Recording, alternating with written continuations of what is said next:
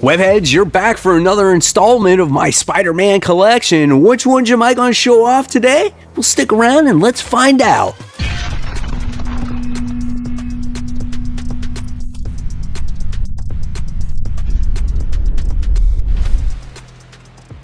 Hey, all my webheads out there, welcome back to Comic Book Corner 2.0. And fans, I am your host, Mike Spider Slayer, always helping you make decisions on what comic books to buy. But we're not doing that today, guys. Today, I'm continuing showing off my entire Spider-Man collection, guys. So hopefully you enjoy this video series. We're going through the Amazing Spider-Man books right now. And when that's done, we're not done. We're going to be going through Web, Spectacular. We're going to be going through everything that I have as Spider-Man so I can truly see what is in that collection, right? So guys, hopefully you enjoy this video. So let's keep going here. So let's kick this one off with issue 276. This is when Spider-Man captures the Hobgoblin and finally unmasks who he actually is. He's like, no way.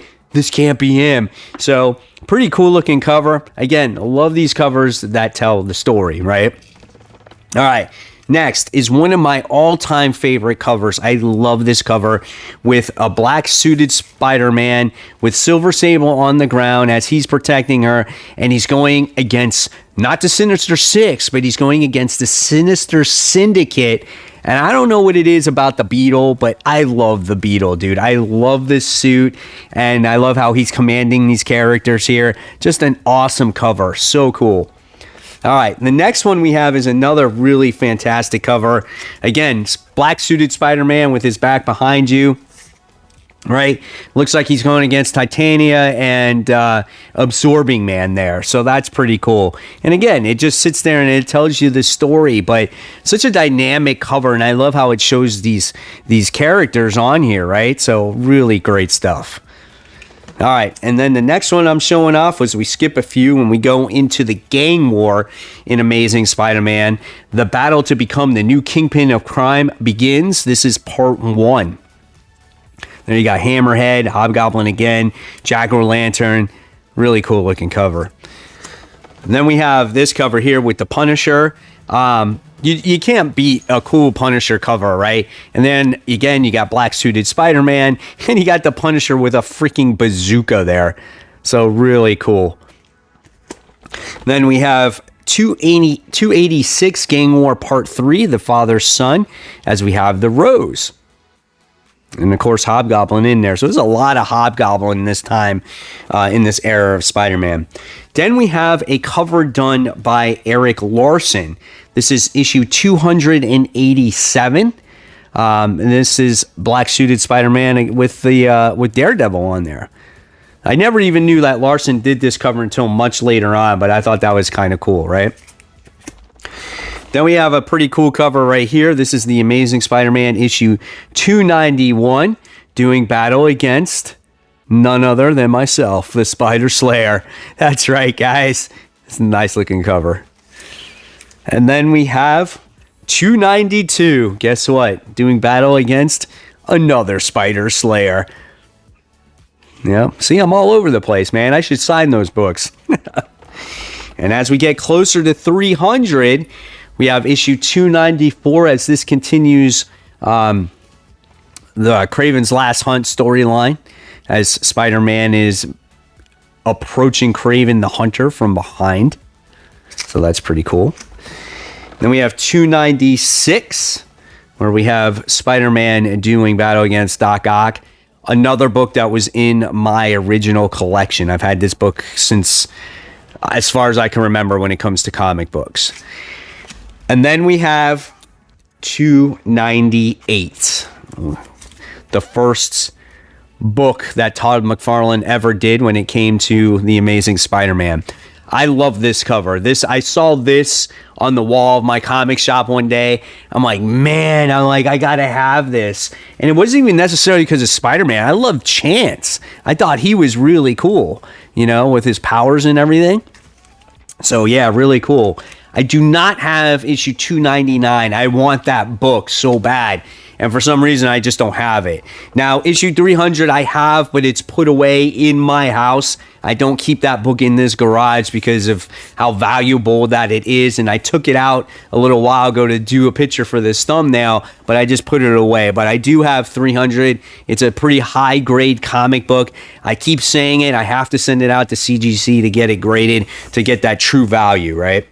All right, and then next in the collection is 301, so the identical cover to 300, just obviously with the white and green backgrounds in there. Todd McFarlane. And then it continues. We have issue 302 with Todd McFarlane's artwork on there. That's an interesting cover. I always thought that cover was weird. Then we have issue 304 as Spider-Man is going after the Fox. And then we have issue 305. That is such a dynamic cover. I love this right here. And I love Spider-Man's pose. I even love the little corner boxes there. So really cool. So 305. I always thought this was crazy. This Chameleon cover, issue 307. So I don't have issue 306. And then here we got the first cover art from Todd McFarlane with Mary Jane on the cover, right? So we have 309, where Sticks and Stone is on there, and of course Mary Jane. She has basically no nose, though. So that's pretty cool. And then we have issue 310. Right? You always gotta love this with the webbing. He's always had an over-exaggerative amount of webbing, and that's what I liked about his artwork back in the day. I just loved such the crazy poses and just the over-exaggeration. I thought that was so cool, man. Then I have issue 311, obviously with Mysterio.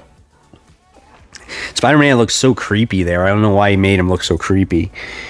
And then I thought this cover was always a little bit off. I just felt like in issue 312, I thought the Green Goblin was like too close to the cover, and he's just like real crunched up. But nevertheless, it's pretty cool. I love how McFarlane tried to do a lot with this cover. He's doing battle against Hobgoblin, which looks really cool. And then you get to see Spider-Man all down here. So there's a lot going on in this cover.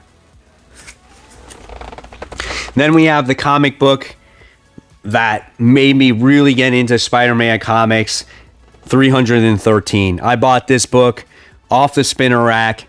Look at that cover. If you were 14 years old and you saw that, you would buy that, right? Shit, you would buy that now. So cool right there. Then we have issue 314. Going on through the holidays there. This is another one of my favorite covers too. This is issue 315 with Hydro Man, as he's like drowning Spider-Man, and then you get to see Venom there. Yeah, right, featuring the long-awaited return of Venom. So you got that. And I don't have issue 316.